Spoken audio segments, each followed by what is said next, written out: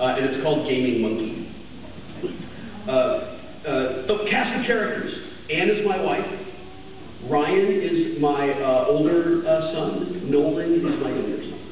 That's what you mean. I'm Will. I'm your hero. Well, hello. While Anne and I drove down the freeway today, The Cure's Just Like Heaven came on the radio. This is my first CD, I said. I know, she said. You tell me that every time we hear a song. Well, one day you'll hear it, and I won't be here for some reason or another, and you'll wish that I was here to tell you. Well, we both pondered the macabre nature of that particular album. I realized that not only was this album forever linked to my first CD player, but it also gave me these hyper-nostalgic memories of gaming with my group of friends in high school. I don't know what it is, he said, but lately I have wanted to get together with geeks and do just a weekend of serious, non-stop gaming. Woo!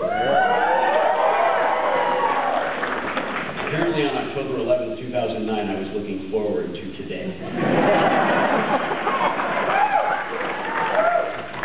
Even though I knew I could really feel myself getting sick last night, Chris Promise and Nicole Linders are friends of mine, and Chris is one of the designers of the Dragon Age RPG, which has a super magnificent, awesomely wonderful system. And I've been after Chris for months. Every time we're in the same place, I'm like, run Dragon Age for me. He's like, I'd love to, but I have 1,000 other things to do. And last night, I got to play Dragon Age RPG for the first time, and guys, it's so much fun. It's so much fun, especially if you've played the video game, because then you get to sort of make out-of-game comments about how now you're covered with even more blood.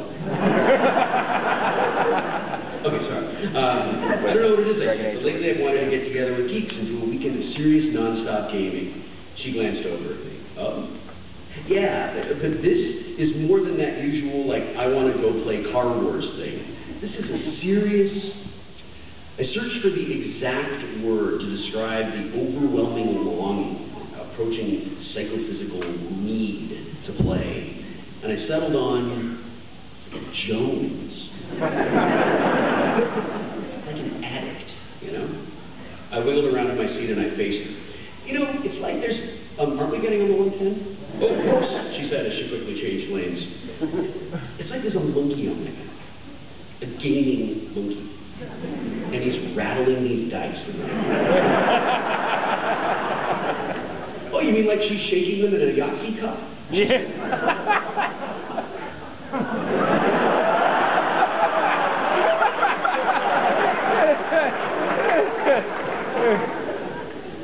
Gamers don't use Yahtzee cups. I said, as patiently as I could. No, it's more like he's holding a bag of dice in his hand. I held my hand up and I felt the invisible bag in my palm. And he's just like rattling the dice around. Is it your bag of dice? Yeah, it is totally my bag of dice. I paused for a moment and I added, but he's not opening it. Because if he opens it and touches my dice, I will fucking kill him.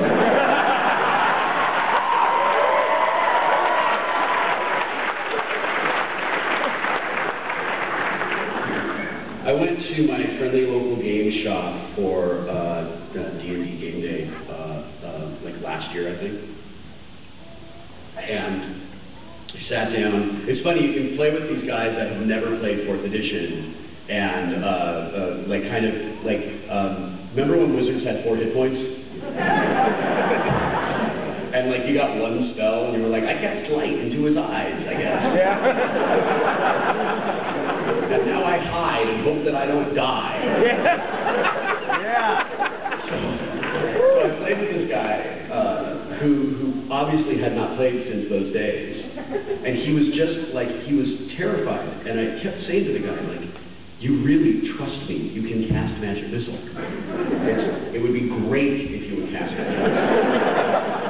No, you don't have to stay in the doorway. You can come into the room. I'm familiar with the system. It's going to be all right. And in the talking of this, in the doing, so I finally convinced the guy to like participate in the game. And he rolls his dice, and his D20 kind of like drops and rolls across the table, and it rolls right up against my hand. And the whole table goes, and so I like jump away. Try not, you know, it's like I'm dodging a grenade or something. And it touches, and everybody can see it. Everybody knows, like, I touched the guy's dice. And I was like, the dice touched me. I was just sitting. Thank you for finally casting a spell. Proud of you. It's not the kind of positive reinforcement I was hoping to give you, but I'm glad you're in it. So this story was written December 30th, 2008, and it's the Scrabble story, and it's called Triple Word Score.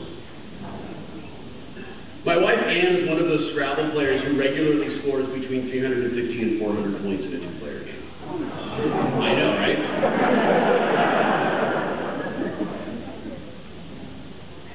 I'm one of those Scrabble players who was lucky to break 150 without opening the dictionary to find out if the collection of mysterious glyphs laid out before him would somehow be assembled into a legal word that is more complicated than one you would find in a Dick and Jane book.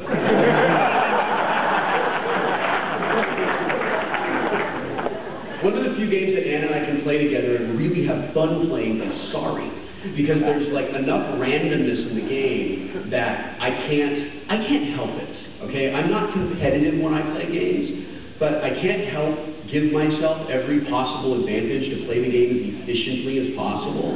So I count cards and everything. It's automatic. I can't help it, and I'm always like thinking 5-6 moves ahead, and she doesn't care. And Sorry is one of those games where it just doesn't matter. And we figured out that we can sit down and have a beer and play Sorry. And it always comes down in a two-player game. It always ends up coming down to a race to see like who's going to draw that one card that they need. So gamers, great. Non-gamers, Sorry, equalizer. I do not provide even a nominal challenge for my wife. And where the average player would experience something akin to fun while playing a game, I experience only frustration. Yet she insists that we play together. Making words is fun, she says, oblivious to my failure to use all my letters even once in the decade we've been playing. I have never gotten a bingo at Scrabble, ever.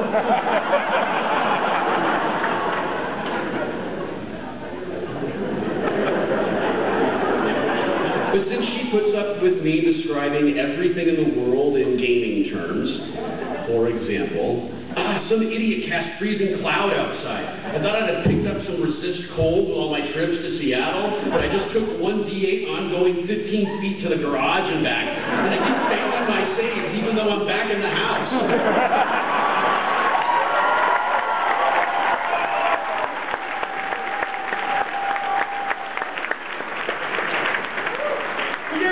I can do is provide some companionship while she makes the Scrabble board and me her bitch.